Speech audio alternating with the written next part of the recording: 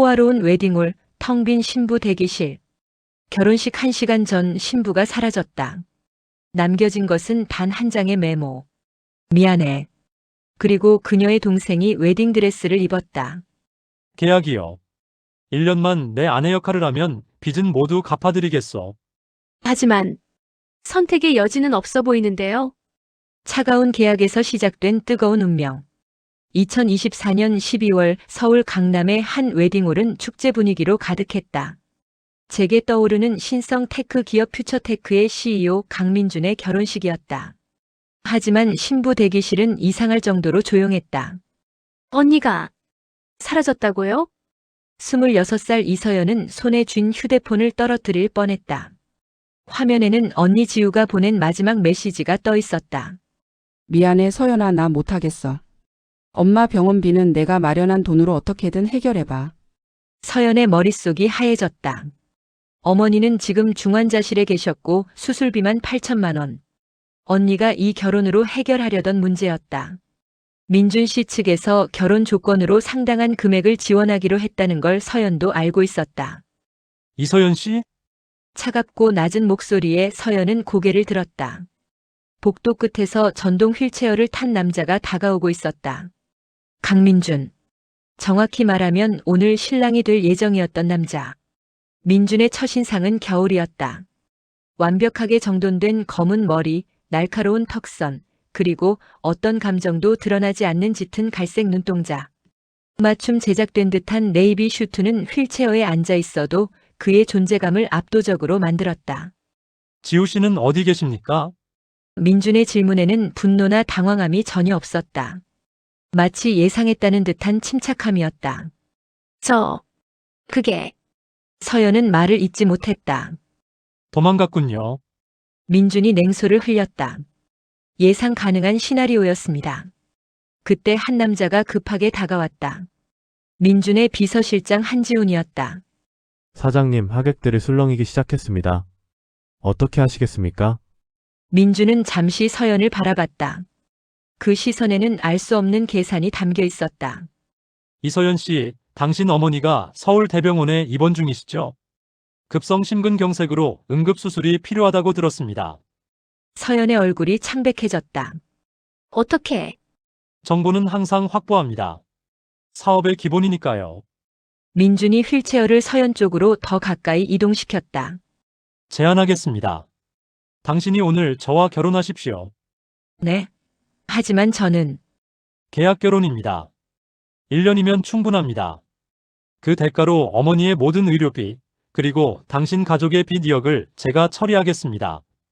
추가로 매월 생활비 500만 원을 드리죠. 서연은 믿을 수 없다는 표정으로 민준을 바라봤다. 왜 저한테 이런 제안을? 민준의 입가에 차가운 미소가 번졌다. 제게는 이 결혼이 필요합니다. 할아버지의 유언 조건이 결혼이거든요. 신부가 누구든 중요하지 않습니다. 단지 결혼증명서에 사인이 필요할 뿐이죠. 그럼 제가 거절하면? 그럴 권리가 있습니다. 다만 민준이 시계를 확인했다. 식은 30분 후 시작됩니다. 그리고 당신 어머니의 수술은 오늘 안에 결정되어야 한다고 들었는데요. 서연의 손이 떨렸다. 이건 협박이었다. 하지만 동시에 유일한 기회이기도 했다. 결혼식은 진행됐다.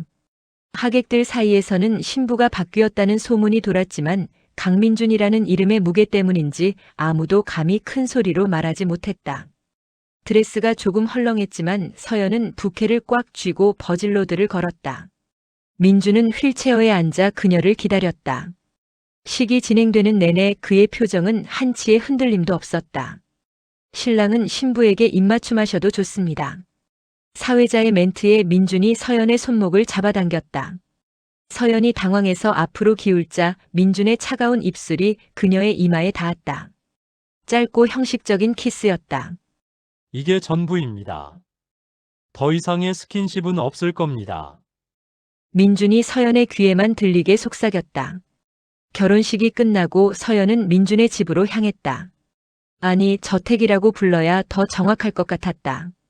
한남동 언덕 위에 자리한 3층 건물은 유리와 콘크리트로 지어진 현대식 건축물이었다. 1층은 제 공간입니다. 당신은 2층을 쓰십시오. 3층은 서재와 헬스장이니 자유롭게 이용하셔도 됩니다. 민준이 기계적으로 설명했다. 식사는 아침 7시, 저녁 7시에 1층 다이닝룸에서 합니다. 참석은 의무입니다. 의무요? 우리는 부부를 연기하는 겁니다. 집에 직원들이 있으니 그들 앞에서는 최소한의 부부 같은 모습을 보여야 합니다. 서연은 고개를 끄덕였다. 계약의 일부라는 걸 이해했다. 첫 저녁 식사는 고문 같았다. 긴 테이블 양끝에 서연과 민준이 앉았다. 그 사이의 거리가 그들의 관계를 상징하는 것 같았다. 식사는 입맛에 맞습니까? 민준이 포크로 스테이크를 자르며 물었다. 네, 맛있어요. 서연은 솔직히 맛을 느낄 여유가 없었다. 내일부터 당신은 회사 행사에 몇 번 동행해야 합니다. 지훈이 스케줄을 전달할 겁니다. 알겠습니다. 침묵이 흘렀다. 포크가 접시에 닿는 소리만이 식당을 채웠다. 궁금한 게 있어요. 서연이 용기를 내어 물었다. 왜 휠체어를 타게 되신 건가요? 순간 민준의 손이 멈췄다. 그의 눈빛이 차갑게 식었다. 사적인 질문은 하지 마십시오. 우리는 계약 관계일 뿐입니다. 그날 밤 서연은 2층의 넓은 침실에서 울었다. 어머니는 무사히 수술을 받았지만 자신은 한 남자와 차가운 계약 속에 갇혀버렸다. 그것도 1년 동안. 다음 날 아침 서연이 다이닝룸에 내려가자 민주는 이미 신문을 보고 있었다. 커피 드실래요? 서연이 물었다. 집사가 합니다.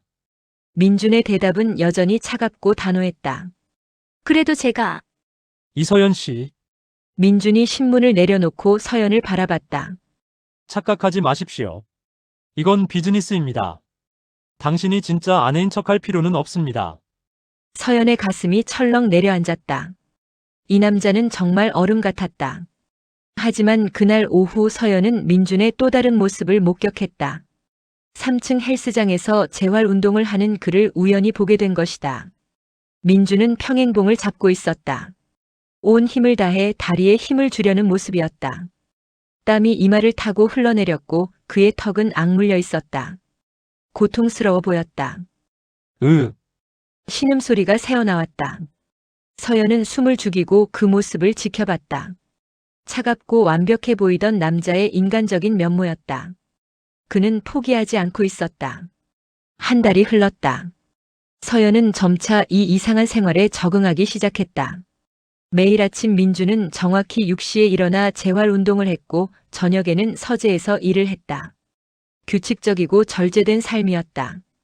어느 날 저녁 서연은 민준이 좋아할 만한 요리를 만들어 보기로 했다. 계약이긴 하지만 한 지붕 아래 사는 사람에게 따뜻한 밥 한 끼 해주는 게 그렇게 잘못된 일은 아니라고 생각했다. 이게 뭡니까? 민준이 테이블에 놓인 된장찌개를 보며 물었다. 제가 만들었어요.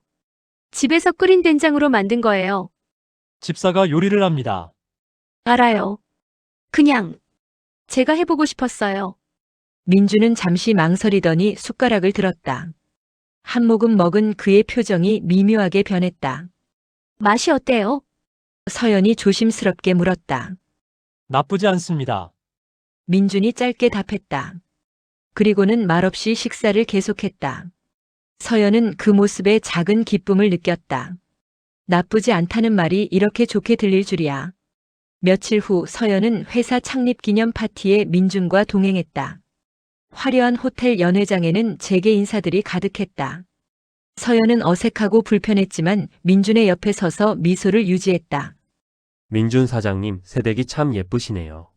한 중년 신사가 인사를 건넸다. 감사합니다. 민준이 형식적으로 답했다. 하지만 소문이 사실인가요? 원래 약혼자가 따로 있었다는. 순간 서연의 얼굴이 굳었다. 민준이 휠체어를 돌려 서연을 바라봤다. 소문은 그저 소문일 뿐입니다. 민준이 차갑게 말했다. 제 아내는 이서연 단 한 사람뿐입니다. 그 말에 서연의 심장이 두근거렸다. 계약이라는 걸 알면서도. 파티가 끝나고 돌아가는 차 안에서 민준이 말했다. 오늘 수고했습니다. 아니에요. 제 역할이니까요. 그래도 민준이 잠시 망설였다. 당신은 생각보다 잘 해냈습니다. 서연이 놀라서 민준을 바라봤다. 칭찬이었다. 이 차가운 남자에게서 나온 칭찬. 고마워요. 서연이 미소 지었다.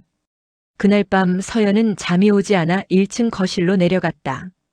그런데 민준도 거기 있었다. 소파에 앉아 창밖을 바라보고 있었다. 잠이 안 오세요? 서연이 물었다. 당신도요? 서연은 조심스럽게 민준 옆에 앉았다. 적당한 거리를 두고. 사고는 서연이 조심스럽게 물었다. 민준은 대답하지 않았다. 하지만 밖으로 쫓아내지도 않았다. 비 오는 날이었습니다. 민준이 낮게 말했다. 거래처와 미팅을 마치고 돌아오는 길이었죠. 트럭이 신호를 무시하고 돌진했습니다. 서연은 숨을 죽이고 들었다. 3개월 동안 혼수 상태였습니다. 깨어났을 때 다리는 움직이지 않았죠. 의사들은 다시 걸을 확률이 5%라고 했습니다. 그래서 매일 재활 운동을 하시는 거군요. 민준이 서연을 바라봤다. 봤습니까? 죄송해요. 의도한 건 아니었어요. 상관없습니다. 민준이 다시 창밖을 바라봤다. 어차피 숨길 수도 없는 일이니까요. 포기하지 않으시는 게 대단해요. 포기? 민준이 비웃었다. 포기할 권리 따윈 없습니다. 이 회사를, 이 모든 걸 지켜야 하니까요. 그 순간 서연은 깨달았다. 이 남자의 차가움은 냉정함이 아니라 책임감이었다. 자신을 지탱하는 유일한 방법이었다. 2달째 변화가 일어나기 시작했다. 민주는 여전히 차갑게 대했지만 작은 배려들이 생겨났다. 서연이 좋아하는 딸기가 식탁에 오르고 서연의 어머니 병원비가 자동으로 처리됐다. 지훈한테 부탁했습니다. 민준이 무심하게 말했다. 당신이 신경 쓸 일이 아닙니다. 하지만 서연은 알았다. 민준이 직접 챙긴 일이라는 걸. 어느 날 서연은 민준의 서재에서 낡은 사진 한 장을 발견했다. 어린 민준이 2다리로 서서 농구를 하고 있는 사진이었다. 그의 얼굴엔 환한 웃음이 가득했다. 그때는 꿈이 농구 선수였습니다. 민준의 목소리에 서연이 깜짝 놀라 돌아봤다. 죄송해요. 청소하다가. 괜찮습니다. 민준이 사진을 바라봤다. 어차피 과거의 일이니까요. 언젠가 다시 농구하실 수 있을 거예요. 희망 고문은 필요 없습니다. 이서연 씨. 하지만 서연은 포기하지 않았다. 그날부터 민준의 재활 운동을 돕기 시작했다. 처음엔 거부하던 민준도 점차 서연을 받아들였다. 하나, 둘, 셋. 서연이 횟수를 세며 민준의 다리를 받쳐줬다.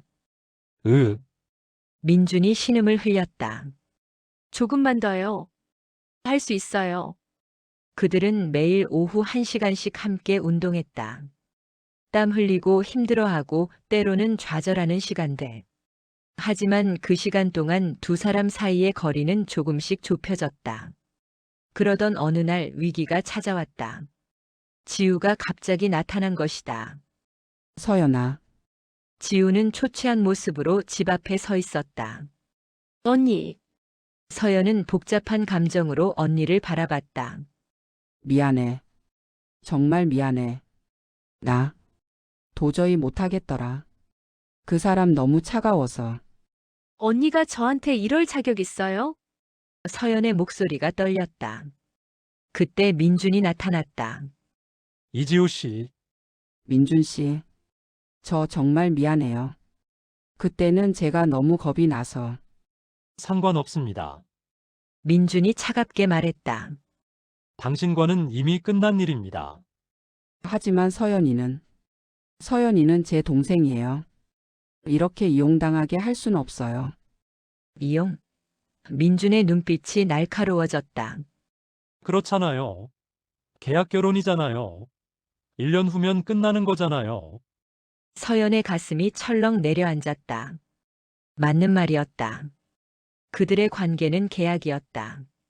언젠가 끝날 관계. 나가주시겠습니까?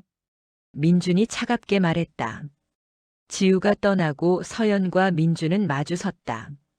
어색한 침묵이 흘렀다. 이서연 씨, 민준이 먼저 입을 열었다. 계약은 계약입니다. 착각하지 마십시오. 네, 하지만 그날 밤 서연은 깨달았다. 자신이 이미 착각하고 있었다는 것을. 아니, 착각이 아니라 진짜 감정이 생긴 것을. 며칠 후 더 큰 위기가 찾아왔다. 민준이 재활 운동 중 넘어진 것이다. 사장님, 서연이 달려갔다. 괜찮습니다. 민준이 이를 악물었다. 하지만 그의 손은 떨리고 있었다. 병원에 가야 해요. 필요 없습니다. 안 돼요. 다치셨어요. 이까짓 게 뭐가 다친 겁니까? 민준이 소리쳤다. 어차피 느낌도 없는 다리인데 순간 서연의 눈에서 눈물이 흘러내렸다. 왜 우는 겁니까? 민준이 당황한 듯 물었다. 아파요. 저도 아파요. 당신이 아프면 서연이 떨리는 목소리로 말했다. 민준은 얼어붙었다.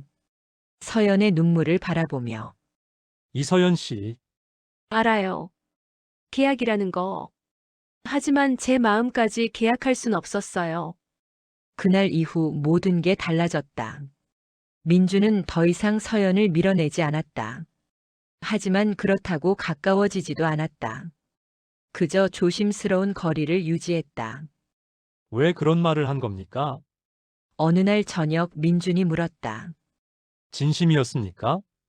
서연이 솔직하게 답했다. 우리는 계약 관계입니다. 계약이 끝나도 서연이 민준을 똑바로 바라봤다. 제 마음은 안 끝날 것 같아요. 민준은 대답하지 않았다. 하지만 그의 눈빛에는 흔들림이 있었다. 몇 주 후 회사에 위기가 찾아왔다. 경쟁사의 공격으로 대형 프로젝트를 이룰 위기에 처한 것이다. 민준은 밤낮 없이 일했다. 너무 무리하시면 안 돼요. 서연이 커피를 가져다 주며 말했다. 시간이 없습니다. 그래도 건강이 먼저예요. 건강, 민준이 자조적으로 웃었다. 이미 망가진 몸인데요. 그렇지 않아요. 서연이 단호하게 말했다. 당신은 누구보다 강한 사람이에요. 민준이 서연을 바라봤다. 그 눈빛에는 따뜻함이 담겨 있었다. 위기는 결국 극복했다. 민준의 뛰어난 전략과 팀원들의 노력으로. 하지만 과로로 민준은 쓰러졌다. 병원 침대에 누운 민준을 보며 서연은 눈물을 흘렸다. 왜 또 우는 겁니까? 민준이 약하게 물었다. 걱정돼서요. 계약 기간이 아직 남았으니 걱정되는 거겠죠. 아니에요. 서연이 민준의 손을 잡았다. 당신이 걱정되는 거예요. 계약이 아니라. 민준의 손이 떨렸다. 이서연 씨, 저는 민준이 망설였다. 당신 같은 사람에겐 어울리지 않습니다. 저는 불완전하고 차갑고 누가 그래요? 서연이 웃었다. 제가 보는 당신은 누구보다 열심히 살아가는 사람이에요. 포기하지 않고 책임지고 강하게. 하지만 저는 휠체어를 그게 뭐가 중요해요? 서연의 눈에서 또 눈물이 흘렀다. 제가 사랑하게 된 건 당신이에요. 전부 다. 민준의 눈에서도 눈물이 흘러내렸다. 처음으로 저도 민준이 떨리는 목소리로 말했다. 저도 당신을 사랑합니다. 그 순간 기적이 일어났다. 민준이 서연의 손을 잡으려 손을 뻗는데 그의 오른쪽 발가락이 미세하게 움직였다. 잠깐, 민준이 숨을 멈췄다. 지금 뭐가요? 서연이 물었다. 발가락이 움직였습니다. 민준의 목소리가 떨렸다. 서연은 황급히 의사를 불렀다. 검사 결과는 놀라웠다. 꾸준한 재활과 의지로 신경이 조금씩 회복되고 있었던 것이다. 기적입니다. 의사가 말했다. 이런 경우는 정말 드뭅니다. 계속 재활하시면 걸을 수 있는 날이 올 수도 있습니다. 민준은 믿을 수 없다는 표정으로 자신의 다리를 바라봤다. 3년 만에 처음 느끼는 감각이었다. 당신 덕분입니다. 민준이 서연을 바라봤다. 당신이 포기하지 않게 해줬습니다. 아니에요. 이건 당신의 힘이에요. 그날 밤 두 사람은 병실에서 손을 잡고 밤하늘의 별을 바라봤다. 계약이 8개월 남았습니다. 민준이 말했다. 네. 끝낼까요? 서연의 심장이 철렁 내려앉았다. 네. 계약을 끝내고 민준이 서연을 똑바로 바라봤다. 진짜 시작하고 싶습니다. 계약 부부가 아닌 진짜 부부로. 서연의 눈에서 또 눈물이 흘러내렸다. 하지만 이번엔 기쁨의 눈물이었다. 네, 좋아요. 6개월 후 민주는 목발을 짚고 서 있었다. 완전히 걷진 못했지만 서는 것만으로도 기적이었다. 그리고 오늘 그들은 다시 결혼식을 올렸다. 이번엔 진짜 결혼식이었다. 이번엔 제대로 하고 싶었습니다. 민준이 말했다. 당신에게 제대로 된 프로포즈도 못했고 제대로 된 결혼식도 못해줬으니까요. 작은 정원에서 가족과 가까운 친구들만 모인 소박한 결혼식이었다. 하지만 그 어떤 화려한 결혼식보다 따뜻했다. 신랑 신부 서로에게 맹세의 말을 해주시기 바랍니다. 민준이 먼저 입을 열었다. 이서연, 당신은 제 얼어붙은 심장을 녹여준 사람입니다. 당신이 없었다면 저는 여전히 차갑고 외로운 겨울 속에 갇혀 있었을 겁니다. 앞으로 남은 인생, 당신에게 매일 봄을 선물하겠습니다. 사랑합니다. 서연도 눈물을 닦으며 말했다. 강민준 씨 처음 만났을 때 당신은 차가운 겨울 같았어요. 하지만 저는 알았어요. 그 안에 얼마나 뜨거운 마음이 숨어 있는지. 당신의 곁에서 평생 함께 웃고 울며 살고 싶어요. 사랑해요. 신랑은 신부에게 입맞춤하셔도 좋습니다. 민주는 목발을 옆에 세우고 한 손으로 벽을 짚으며 서연에게 다가갔다. 비록 걸음은 불안정했지만 그의 눈빛은 그 어느 때보다 확고했다. 서연은 민준을 향해 다가가 그를 받쳐줬다. 두 사람은 서로를 바라보며 미소 지었다. 그리고 키스했다. 이번엔 형식적인 키스가 아니었다. 진심이 담긴 사랑이 담긴 키스였다. 하객들의 박수 소리가 정원을 가득 채웠다. 피로 연장에서 지훈이 축사를 했다. 사장님을 10년 넘게 봐왔지만 이렇게 행복한 표정은 처음 봅니다. 서연 씨, 사장님 잘 부탁드립니다. 제가 더 잘 부탁드려야죠. 서연이 웃으며 답했다. 민준의 어머니도 다가왔다. 서연아, 우리 아들 변하게 해줘서 고마워. 다시 웃는 법을 가르쳐줘서. 어머니, 서연의 눈시울이 붉어졌다. 심지어 지우도 왔다. 서연아, 정말 미안해. 그리고 축하해. 넌 나보다 훨씬 용감했어. 괜찮아, 언니. 이제 다 지난 일이야. 파티가 끝나고 민준과 서연은 정원의 벤치에 나란히 앉았다. 밤하늘에는 별이 쏟아질 듯 빛났다. 1년 전 오늘을 생각하면 서연이 말했다. 꿈만 같아요. 저도입니다. 민준이 서연의 손을 꽉 잡았다. 그때 당신이 드레스를 입고 나타나지 않았다면 저는 여전히 혼자였을 겁니다. 계약 제안 안 하셨으면 어쩔 뻔했어요. 계약, 민준이 웃었다. 인생 최고의 계약이었습니다. 이제는 계약이 아니에요. 맞습니다. 이제는 사랑입니다.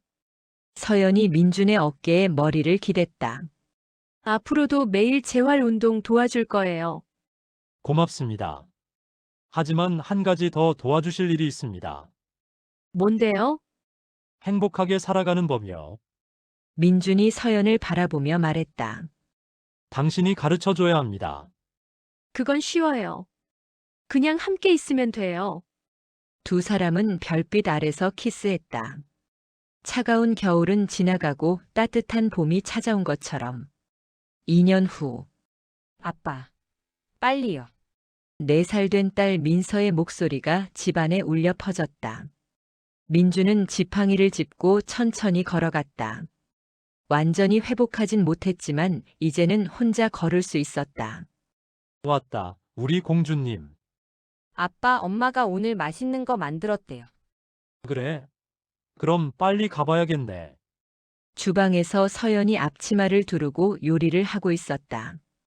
6개월 전부터 배가 불러오기 시작했다. 둘째였다. 조심해요. 민준이 다가가 서연을 안았다. 괜찮아요.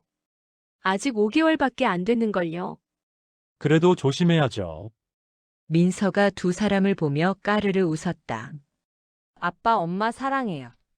우리도 민서 사랑해. 서연이 딸을 안아 올렸다. 민주는 이 순간을 바라보며 생각했다. 3년 전 차갑고 절망적이었던 자신을, 그리고 모든 것을 바꿔준 한 여자를. 당신을 만난 건 제 인생 최고의 행운입니다. 민준이 서연에게 속삭였다. 그 계약서에 사인한 건 제 인생 최고의 선택이었어요. 이제는 계약이 아닌데요. 맞아요. 서연이 웃었다. 이제는 운명이죠. 해질녘 노을이 집안을 붉게 물들였다. 한때 차가웠던 저택은 이제 웃음소리로 가득한 따뜻한 집이 되었다. 계약으로 시작된 사랑은 이렇게 진짜 사랑이 되었다. 그리고 그들은 행복하게 살았다. 정말로. 때로는 가장 예상치 못한 시작이 가장 아름다운 이야기를 만들어냅니다. 차가운 계약서 위에 적힌 이름들이 결국 운명의 붉은 실로 이어질 줄 누가 알았을까요? 진짜 사랑은 완벽한 조건에서 시작되지 않습니다. 상처받은 영혼과 용감한 마음이 만날 때 기적 같은 일이 일어납니다. 이야기는 여기까지입니다. 끝까지 읽어주셔서 감사합니다.